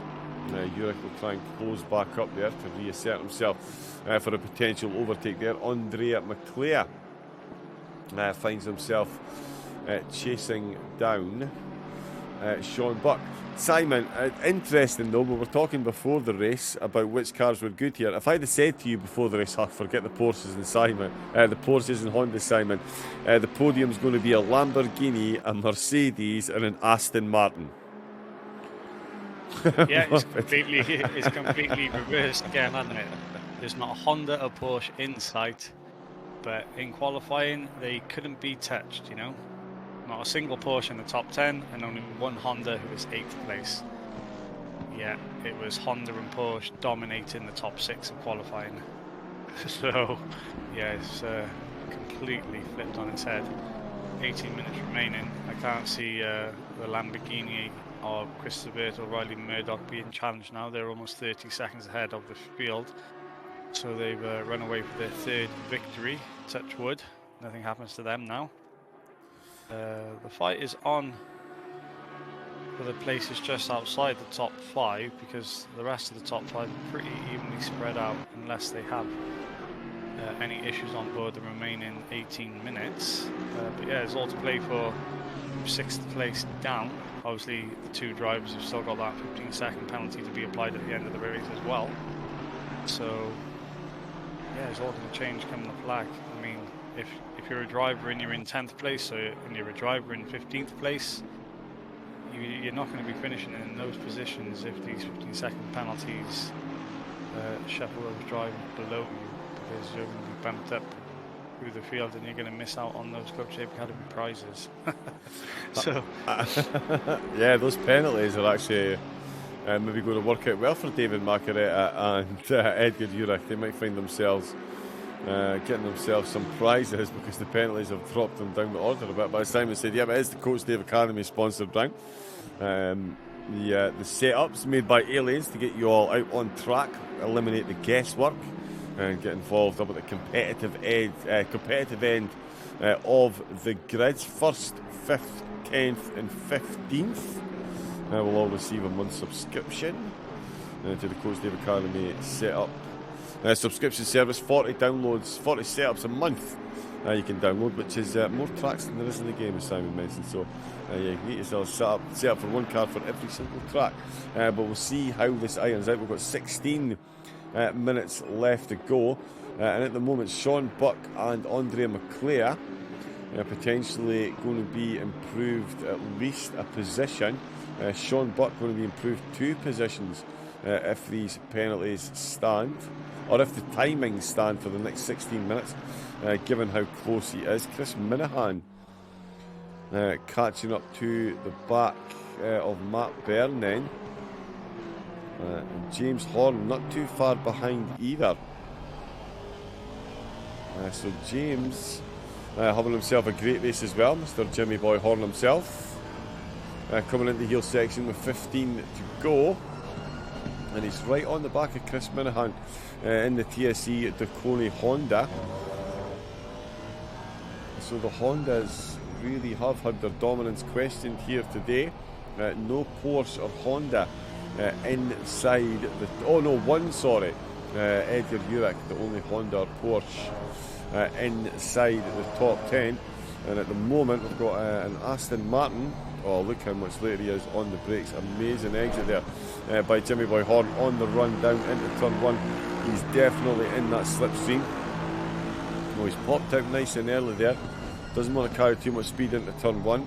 Potentially feels he can get it done up the hill. A little bit of a wiggle on the exit. The Honda gives a great account of itself in the early gears. Can the Aston Martin come back under the slipstream? It looks like the Honda might have done just enough to fend off any advances into the inner loop on this lap. We are 41 laps in, 42 laps for Sever. Matthias Egger, ooh, the Aston Martin definitely looking the quicker of the two here, Simon. Yeah, they are looking the quicker of the two.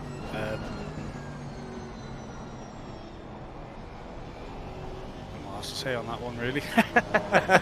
I mean, yeah, it's, I'm not actually in your screen, so let me load that back up. Okay. We're on board here. Yeah, I'm with you now. Yeah, the Minahan Honda, they've had their fair share of issues in this race.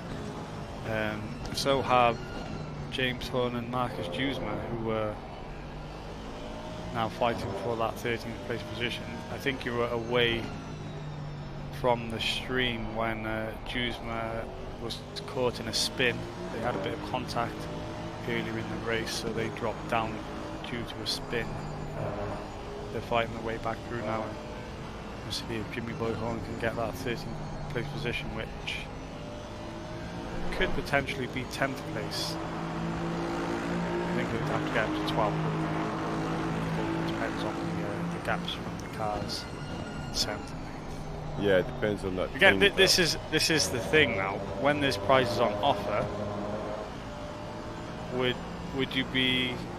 You never want to purposely go backwards, but Jim Boyhorn there in 14th. Would you be inclined just to slow down and let the next car behind you catch up? So then you can get that 15th place spot, which is the last spot to walk away with the prize. Is that too mischievous to say that? Would you do that as a driver? To me personally, I've never won any prizes in sim racing, so it's not going to be any great loss to me. I'd rather have the finishing position in the race. So, winning a prize or not would definitely, that wouldn't put me up there. I've never won one before, so missing out on one and getting an extra couple of positions up the grid. But yeah, it definitely is. It's a prize worth winning, though. A whole lot of setups. You can test a lot of cars, you get a lot of cars on a lot of tracks. So yeah, I'm wondering, is there room in the driver's psyche? Immortal Atrox 14th is better than 15th. There we go. Immortal Astrox is put a thing. We'll put a poll in chat size.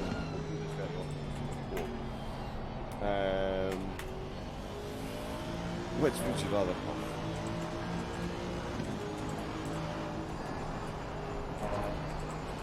14th place for the championship or 15th place for a prize. Yeah. There you go. We'll chuck that in 5 minutes. Let's everyone know, which would you rather have? Would you rather have the prize or would you rather have the prestige of the finishing position?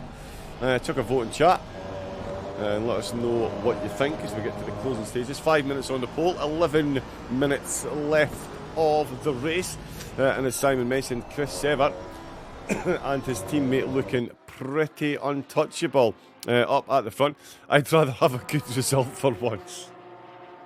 There is quite a few teams that have picked up the bad luck bug during this championship.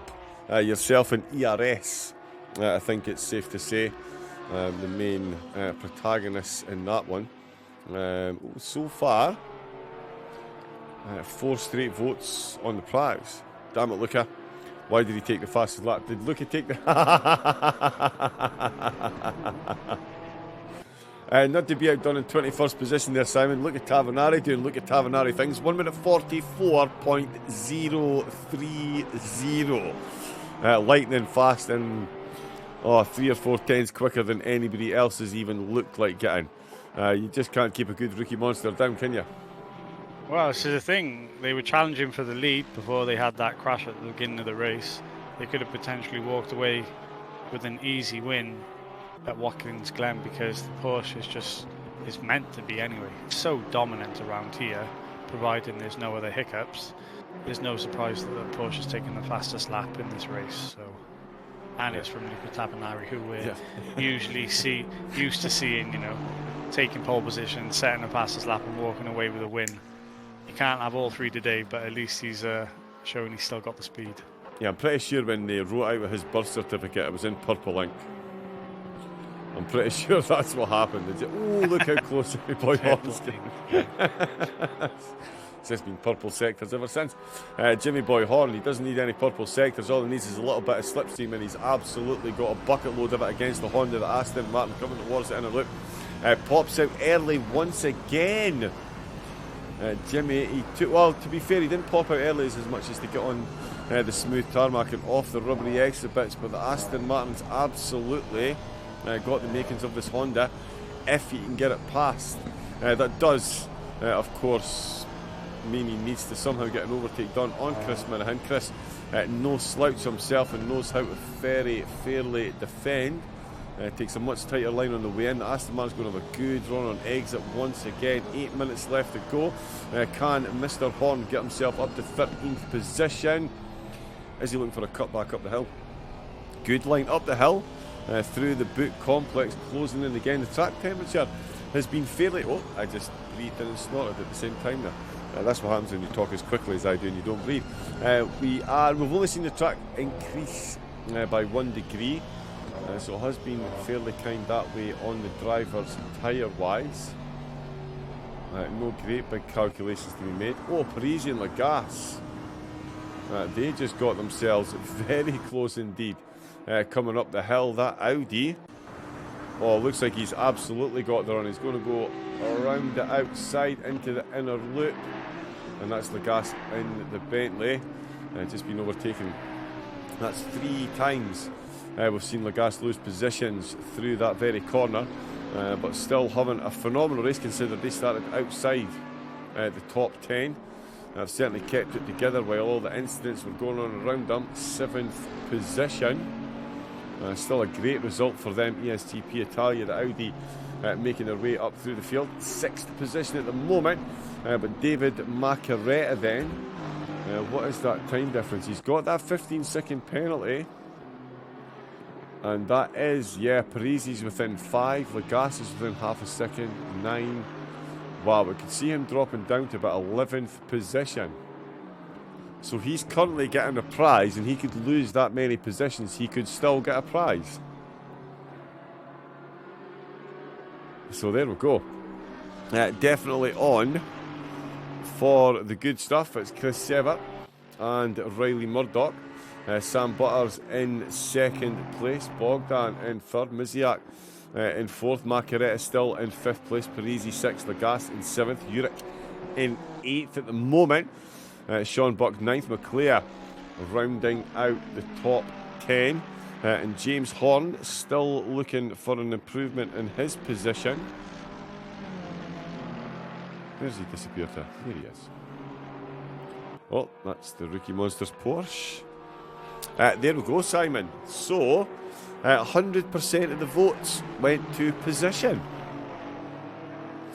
So there we go. Well, that's interesting. Yeah. So not a lot of team managers out there. Well, I don't know if it's something I would do. It's one of those, I don't know. It's certainly an option that's there for you, you know what I mean? If you're in this to win a prize and you really want to get your hands on that setup bundle and you can wangle it by pulling over and letting somebody past. Then, I think it's because it's kind of a cheeky thing to do, isn't it? You know, purposely slow down to try and get into a place where you can win a prize. It's one of those things, if it happens, it happens, but you try and race to get the best possible position, I suppose. Indeed. There's Leon in the chat. How are we doing, Leon? Right, let's see if he's working. You know what? There is one that does work. There's a new fancy shout out, Simon. /shout out space username, and it just puts their name up at the top of the chat and you can just hit the follow button. Oh, nice. I can't get the standard ones to work because the bot hates me for some reason. I really genuinely am going to need you to sign in and have a look at that to make sure I'm not just being an idiot. We're still watching the battle. We're just talking about car 137. There it is. We're on board with Tavanari here. This is the battle for 13th we've got ahead. How's your race going, by the way, Leon? Have you finished yet? I jumped into your stream, but you weren't at the wheel.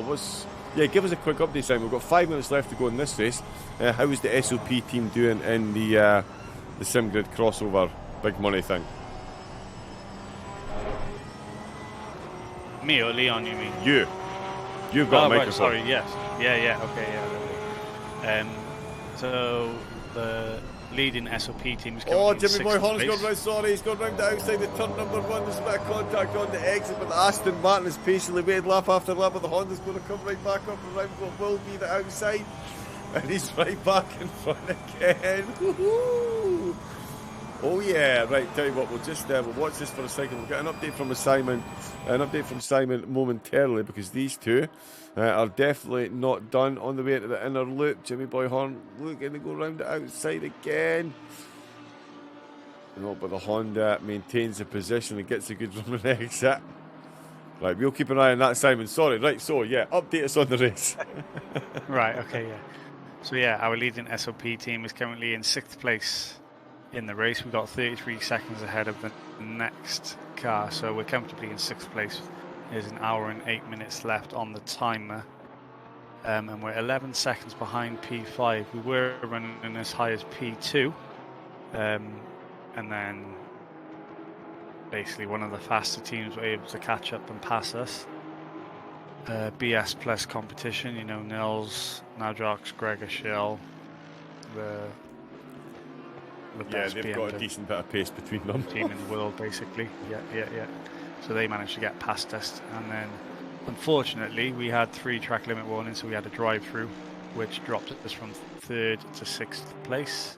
But we've been able to hold on to 6th place, and we've got 33 seconds to 7th. An hour left of the 9 hours. So we're looking good for at least a top 6, and we're slowly closing in on 5th place. So anything can happen in 60 minutes. We'll see what happens now at the end of the race. We could get 4th, but it's likely to be a battle for 5th place come the end of this race. And I think actually Chris Savert, who is leading our GT World Challenge Cup, once this is over, is going back in to do the final hour of the Flex Stream series. So yeah, that's going to be interesting. Poor Chris, he woke up at 2 a.m. this morning to start this 9-hour race because he's in a part of America which isn't time zone friendly, and he's been awake ever since, doing stints in the Flex Stream series. He's now here doing stints in the GT World Challenge Cup, and he's going to be going back to finish the race that he started in the Flex Stream series. That's piloted by Luke Southall, Chris Savert and Peter Brett for that one. And then we do have a couple of drivers on loan to Samantha Tan Racing as well, the real race team with the esports team. That's a second BMW team, so we've got drivers on loan there for this championship, but they had a bit of a nightmare opening stint and picked up heavy damage. They were hovering around the top 20, but I think they've dropped down to around 30th now because of the issues on board them, which is unfortunate to see. But one of Samantha Tan's racers on GT7 made it to the World Finals. Yes, he did, yes. Tyrannosaurus Rex, stunt guy, That's kung fu dude. Yeah, so I met him through Chad Rice. So Samantha Tan Racing have been sort of pretty big on GT Sport and iRacing, but they haven't really ventured into ACC, so they don't actually have a proper ACC team. They've just been using the iRacing drivers to try and field a car in some events. And obviously Chris Savert and Adrian Bourdon went to the Indianapolis 8-hour Invitational for SRO. And that's where they made some connections with some of the drivers from Samantha Tan Racing. And so then when the Flex Stream series came around, they reached out to us and we helped them with a couple of drivers for the championship. Nice. Hello, Pedro Gomez, sim race now doing 2 minutes to finish and you're showing P13. Yeah, I was showing the closest 2 cars on track, bud. Chris is a good one. Have driving with him during the team sprint championship, the first sim good, did I think. Okay, nice.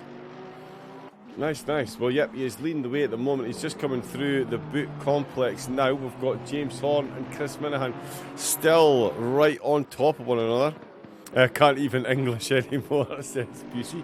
They've got Luca Tavanaro, who sat very patiently behind the two of them. He's got the fastest lap under his belt. No race win here for the Rookie Monsters car. Chris Sever is actually just behind them. So they're going to cross the finish line to start their last lap as he is going to finish the race. Is Jimmy Boy Horn going to get that position done?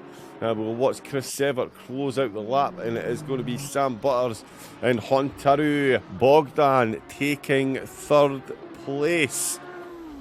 Bad to worst stint timer will be exceeded for us. No way. Brutal. Round the last corner though, Chris Sever, Olympic efforts in sim racing today, taking part in multiple competitions since 2 a.m. this morning his time, crosses the line to take the checkered flag in the Lamborghini with a 1:44.8 as their fastest lap. and a very comprehensive race win. Coming through the final few corners, Seawolf Net Race Motorsport. Go on the boys. Sam Butters. I've had the pleasure of interviewing him and the team quite a few times. I've taken part in multiple SOP events. It's great to see them crossing the line in Simon's beloved Mercedes. Cheeky little weave back and forward across the right. That's it, Sam. Get the lights flashing. Well done, kid. Second position there. Hontaru Bogdan crosses the line. What a comeback drive from them to take third place. The Racing Blog again. They're involved in the race I was talking about as well. Drive through for exceeding stint timer for Edgar Uricht. It just goes from bad to worse. David Macaretta in the high-octane citrus lemon Lamborghini taking fourth place. Matthew Miziak crosses the line in fifth. ESGP Italia are going to cross the line in sixth with Alexander Lagasse in seventh place. Edgar Uricht is going to drop down a bit. So is David Macaretta, actually, because of those penalties. Andre McClea, another great recovery drive there. The Ferrari team outed in lap number 2 and made their way right back into the top 10. Marvin Zacher rounding out the top 10. Great drive for the drive-through racing team. Matt Byrne in the Porsche for the Tizen racing team in 11th. Then it's Chris Minahan. He's still got James Horn. Look how close these two still are. And crossing the line, they've been separated by not much at all. A quarter of a second. Not too shabby. Sean Buck got 14th. Sebastian Zajac in 15th. Mike Abrunhosa made his way back to 16th position. Largi, Vermeulen and Tabanari 17th, 18th and 19th, with Matt Camelio in 20th position. Eggert took the checkered flag in 21st. Chris Davis, Valek Romano, Bunyan and... who else was that didn't finish? For some reason, that's not working. But a few guys didn't make it to the end. But there we go, Simon. Round number 5 in the bag. And that's the wrong one.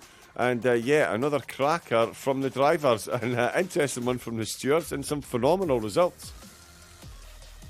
Yeah, I mean, it sort of reversed roles, didn't it, here? It was all the action in the opening 20 minutes. And then it was sort of... it calmed down at the end of the race. We're used to having the last 10 minutes of an SOP race come to life, but it seemed to be that everybody had enough of trying to battle with each other at the end of that one. So yeah, it was pretty spread out at the end of the field, at the end of the race. Flawless drive from Riley Murdoch and Chris Sabert from P8 on the grid. Everybody who qualified within the top 6 finished outside of the top 10. It was a race that had everything. Yeah, it really was. I'm gonna have to wait to see where those penalties applied puts those drivers. I'll have to update the results accordingly, and then we'll be able to find out who the actual winners are for 5th, 10th, and 15th. Because we know who the winner of the first place prize is. Yeah, the other 3 prizes for the other 6 drivers in the 3 teams. We'll sort all that out now over the coming days. Oh, everything's moved all on its own.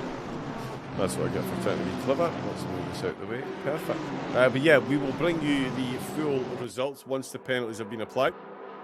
Of course, this round sponsored by the Coach Dave Academy. The teams finishing in 1st, 5th, 10th and 15th will all receive a month subscription to the Coach Dave Academy setup service. Oh, see a Honda. Just scouting over a few of the highlights from the race there. But that was round number 5. We've got 1 left to go. We are as well employing a drop round because of the crossover with a lot of other competitions. The drivers all agreed we'd have a drop round. So Kailami will be the last round. But get the calculators out. It's going to be close at the top. Trying to figure this out with the drop rounds being instituted. But we'll see how it goes. The last round is a cash prize round. $50 for first place, $20 for second, and $10 for third. That's going to be at Kailami. Unsurprisingly, will be just after Christmas, the 8th of January. That was going to be, so mark your calendars for that one. But I believe, Simon, this is the last one before Christmas. Nope, there is one more race before Christmas, and that is tomorrow. That is our GT Masters Christmas Bash race. So it is. Basically, all the old cars prior to 2015 are eligible to race in the event. It's at Spa. It's 60 minutes, and it's just going to be a bit of fun before we shut up shop for Christmas. So yeah. I'm competing in it. I haven't done any practice for it. What track is it at? At Spa, so we'll see if I can survive Club Rouge. Oh well, I don't know. I might. Yeah, you can get signed up to it. I might race. I might commentate. We'll see. Whatever I do, I'll bring it from the SOP channel. So I'll either race from the SOP channel or I'll commentate from the SOP channel. What do you think, Simon? Fair enough. That's fair enough. I'll let you decide what you want to do. Yeah, we'll do something like you can't listen. I'm not going to turn down the trip round Spa. No, you live Spa. But you can't pick your beloved Ferrari, unfortunately, because none of them. They were all after 2015. Oh, what? Can I get the McLaren? The McLaren 650, yeah. Not Fine. the new 720. Yeah, that's fine. I'll just toddle around at the back in the V650S. That car's the best car in the game. Massively underrated, and there should be a single make championship. And that is well. There he is, Hayden Harter in the chat. Go the Lemons! Phenomenal stuff. Phenomenal stuff, mate. Congratulations. A big shout out to you. And of course, Seawolf Net Race getting themselves on the podium. What a battle that was. Great racing, great racing.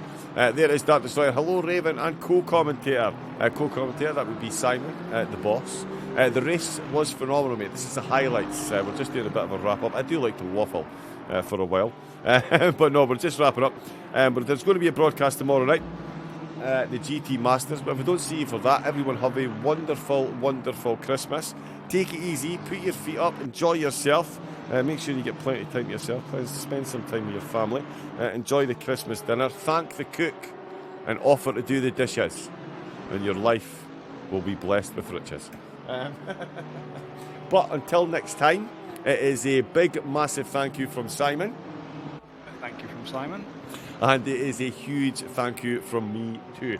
Until we all meet again, stay safe, have a great rest of your evening, and enjoy your Christmas and New Year.